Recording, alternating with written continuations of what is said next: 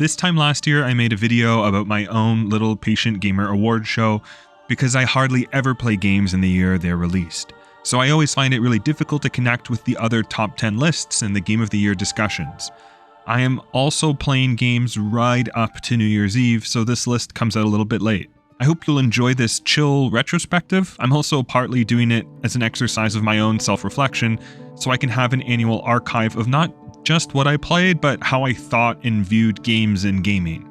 So, join me as I reflect on these 24 games that I've beaten or played a lot of in 2024, and what stood out to me and why. There's a full list of the nominees in the description below, and I'll have an award recap screen at the end of this video. I've also included all of the same categories I had last year, plus I've added some new ones. So buckle up, buckle in for Questmarker's 2024 Patient Gamer Award Show.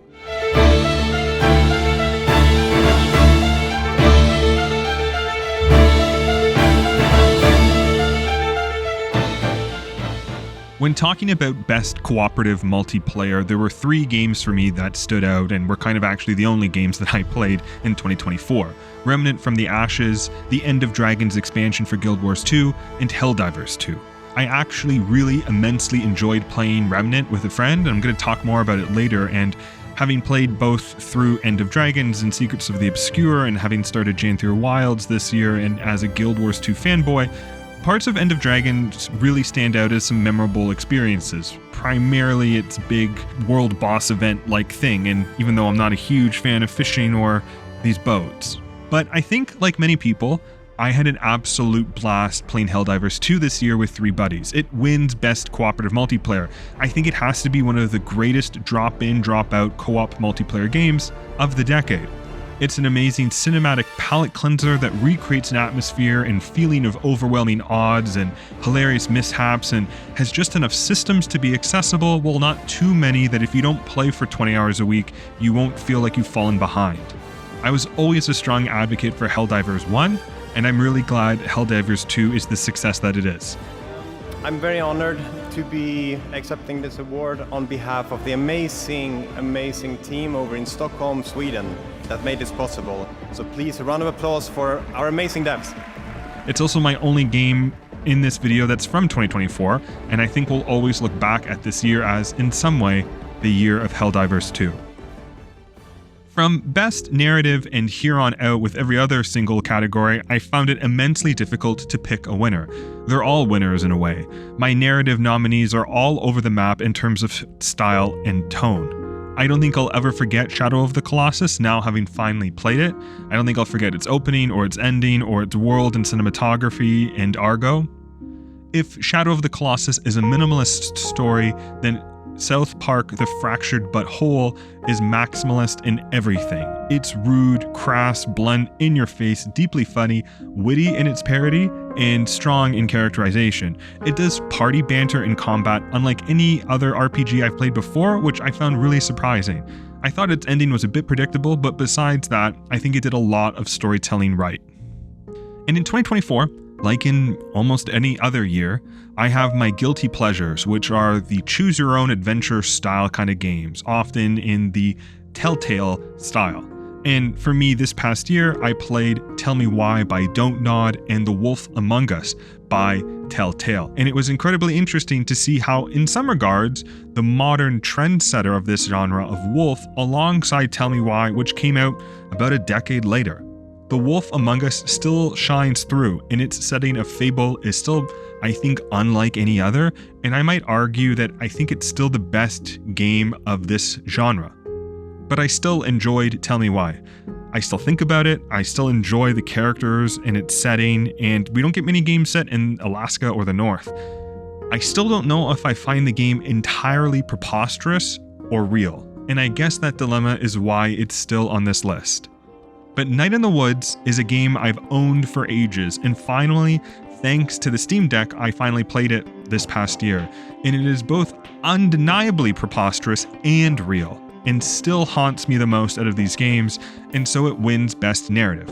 It finally just edges out the rest. I still think about it the most, it still shakes me up the most. There's a scene with May going to a party with her crocodile friend that had me boiling in rage and was so incredibly relatable. I was surprised that a game could capture that feeling so well through its storytelling. I think what differentiates Night in the Woods from its fellow nominees in this category is the method of how it tells its story. Whether we call this genre or style of storytelling, I'm not really sure, but it's why the story of May in Possum Springs sticks out to me and sticks with me so many months later. In the words of the developers, because there's no really obvious comparisons that are going to be contemporary or make sense to their audience. I think like we see comparisons in like Kazayabe's like My Summer Vacation or even like Shenmue or something like that. Like there's a rich Tulip.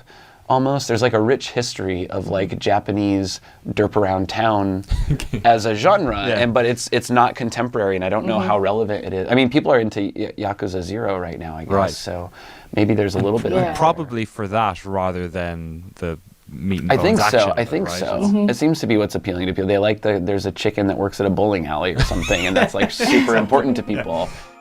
And so yeah, as someone who grew up in a small town not that different from Possum Springs, so much of the feeling in the Night of the Woods is really accurate and down to earth and compelling. And yeah, I just enjoyed it a lot. Admittedly, the best indie game category is a bit of a laugh, because most of what I play is actually outside of the AAA space anyways. However, I think I can safely say that in 2024, I played some of the indie greats, including Journey. Finally. I don't know why more games don't have this style of multiplayer. It's similar to calling a friend in Elden Ring. These moments are incredibly memorable. I need to make a video about this. Papers, Please is just so brilliant in a lot of ways. I really don't get how Lucas Pope makes shuffling papers such a gameplay delight, where in the real world, you'd really rather not do this. I don't get it. I'm confounded. Gris is beautiful. It's like a painting. It's like playing a painting.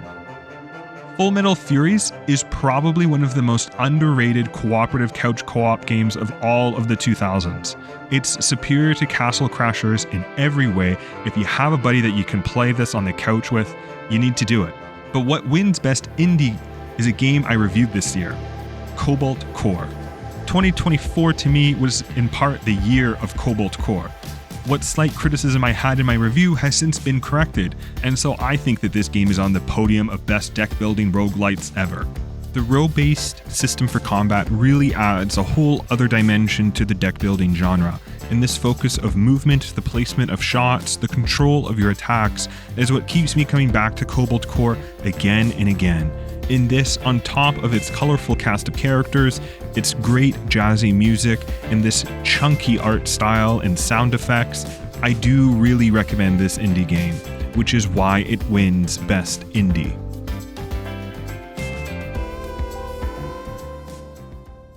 Best Art Direction is a new category this year because I figured that I've matured as a gaming YouTuber person, and I spend a lot of time looking at games, trying to appreciate and identify the visual and artistic design, trying to understand what's involved, trying to get a sense of how art plays a role in our medium and what it does to make us feel things as we play. So, again, this is a stacked category. I played Journey and Shadow of the Colossus this year, and the visual design of these games is breathtaking. I'm never going to forget the snowy mountain trek, or the wide cinematic shots of Wander on Argo as you approach a Colossus. I was also completely mesmerized by Gris and its use of color. It's a game I knew I couldn't play on my deck because its art deserved to be played on a bigger screen, so you can soak it all in. I also really don't believe, I don't understand why we don't talk about Ratchet and Clank Rift Apart anymore. This game is so great. It fires on all cylinders as a Saturday morning cartoon that you get to play in, and it just never really pulls its foot off the gas. Why don't we talk about Ratchet and Clank Rift Apart anymore? We should. I think we should. But to me, though, I'm a little bit biased. To me, the winner is Assassin's Creed Mirage. I could not help but feel my heart swell when running through the rooftops of Baghdad. And even though I think this game is really actually not technically impressive as every other game in this category, The art design and the style and the appreciation and just the idea and the actuality of playing through a reimagined and reconstructed Baghdad is breathtaking. I think Dr. Claire Anderson, who's one of the historical consultants for Mirage and is a historian in Islamic art and architecture during the Khalifa period, she sums up really nicely why the game's setting, its use of art and architecture that's historically accurate, and why it's so important to be able to explore Baghdad in this time. So I wanted players to have a more accurate understanding of the medieval period in a way that decenters the role that Northern Europe has, I think, in the public imagination, that equates the medieval period with Northern Europe and doesn't really see all of the other things that are happening in the medieval period that are so important for understanding global history. You'll never get to visit the Round City as we see it in this game, as it existed up until the Mongol conquest. But here in a game, I can go from souk to observatory to poetry lounge to rooftop garden to desert.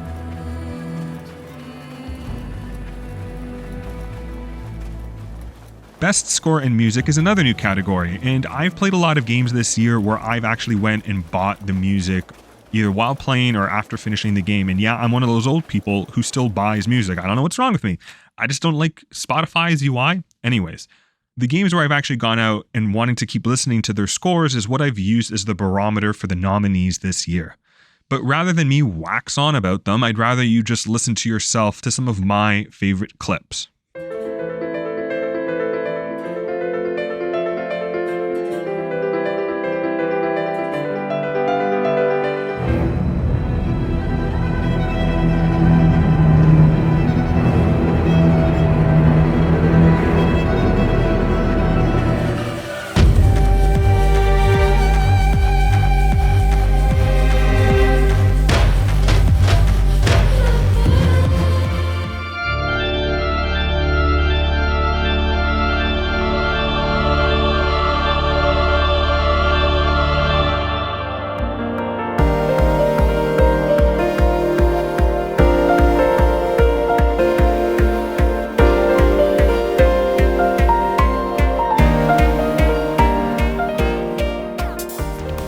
Adored the infusion of Middle Eastern theme with electronic synths in Mirage, the cinematic orchestra and shadow of the Colossus mixed with its quieter moments.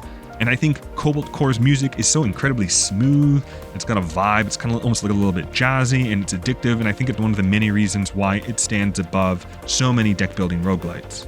And while I've been a fan of Austin Wintour's music for over a decade and only finally got to play through the music of Journey, it was ultimately overshadowed, however slightly, by Berlinist's score for Greece. Its music was new and exciting, and I knew the first time I heard that jarring organ progression at the windmill that this was going to be something special. Because throughout, the game felt like it was either leading or being led by the music. And when there's that symbiosis of music and gameplay, I think it's one of the best things you can ever play through. And as Berlinist wrote in an interview, "We worked in parallel as the game was developing. This has been crucial for us since we have felt our work as one more piece of the inner mechanism of the game. Besides, it was absolutely necessary to do it this way, as some aspects of the music or gameplay could be implemented and influenced by each of the parts. At some point even, music influenced moments of the game and vice versa. We think that creating this type of synergy between different disciplines of art and creation make all the parts enrich themselves." Design is a tricky idea to conceptualize, and while I spend a lot of time thinking and writing about ideas of design as some armchair YouTuber person, I'll use the BAFTA's definition to provide some clarity.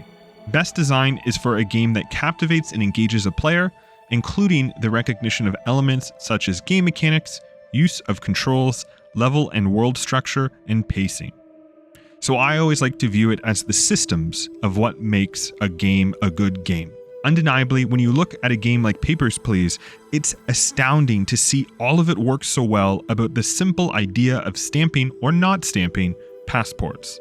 The political background, The choice between shoddy work or processing fewer visas so you get paid less so your wife starves. How new inspections bring new paper shuffling. It doesn't look like anything, this game, but it plays like something else. Journey looks and plays like something else. It's visually stunning, but the gameplay feels a bit bleh and boring right up until someone else appears on screen, and then it becomes something magical, like a stranger standing beside you on a train who compliments your jacket or something, and then they're gone. But the words and the encounter stick with you for years. It's like that feeling. That's what playing Journey is like. While there's a lot of criticism to be levied at Helldivers 2 and the world of balancing and all of that, there's no game that has managed to capture the cinema of epic shootouts with aliens since, in my opinion, Left 4 Dead.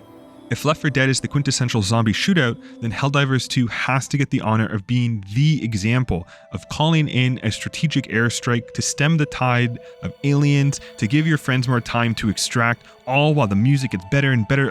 It's great.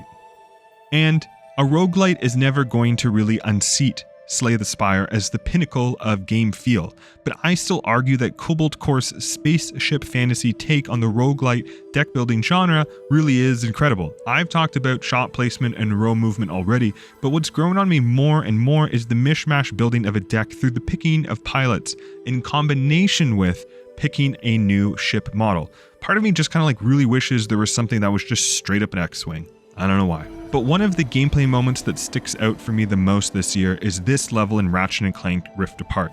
Getting to this giant metal robot in this junkyard town.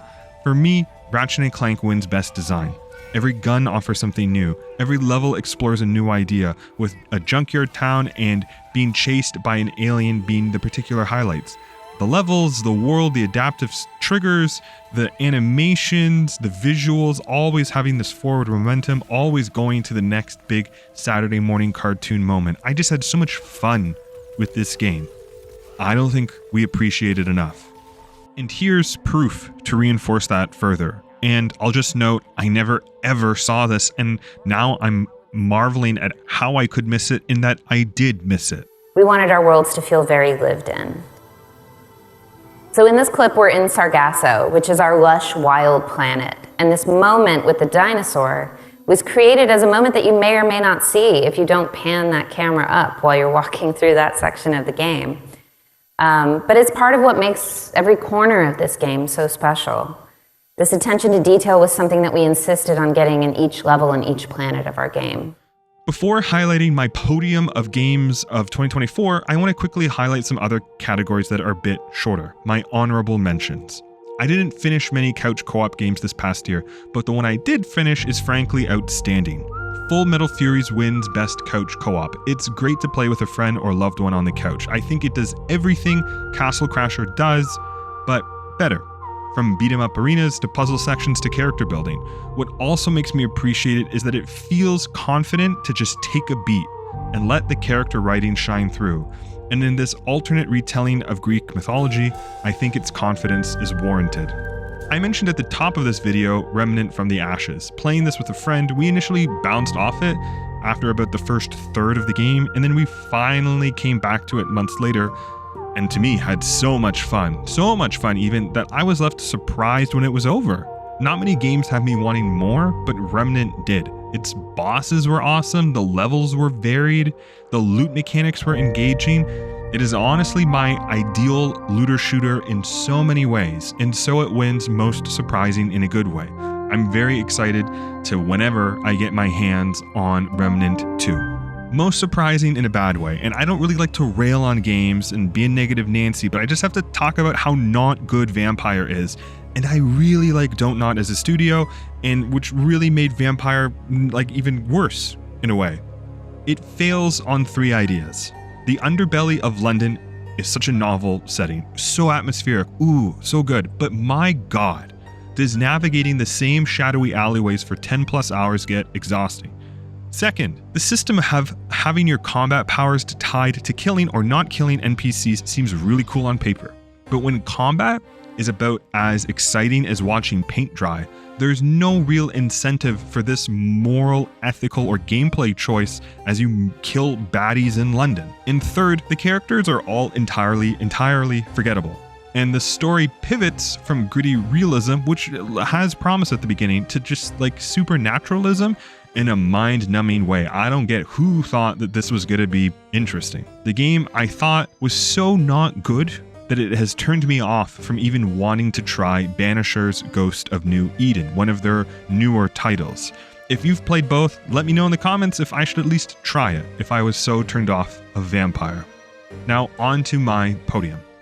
I like to pick 3 games instead of 1, and I still found this incredibly difficult. Without a doubt, Helldivers 2 and Assassin's Creed Mirage are on the podium of 2024. It's some of my most enjoyable and fun gaming experiences of this past year. And now I have to cheat and now put in some kind of combination of Cobalt Core and Night in the Woods and Ratchet and Clank Rift Apart, but then the part, some shots and Shadow of the Colossus are just so good. I falter. Some combination of those 4. Undeniably, this was another great year in gaming. I'm looking forward to playing more games that came out 5 or 15 years ago in 2025. Maybe this will finally be the year I finish Blood and Wine for The Witcher 3 or play Red Dead 2. The new releases that are particularly exciting for me at the moment are Split Fiction from the makers of It Takes Two, obviously Civilization 7, and Obsidian Entertainment's Avowed.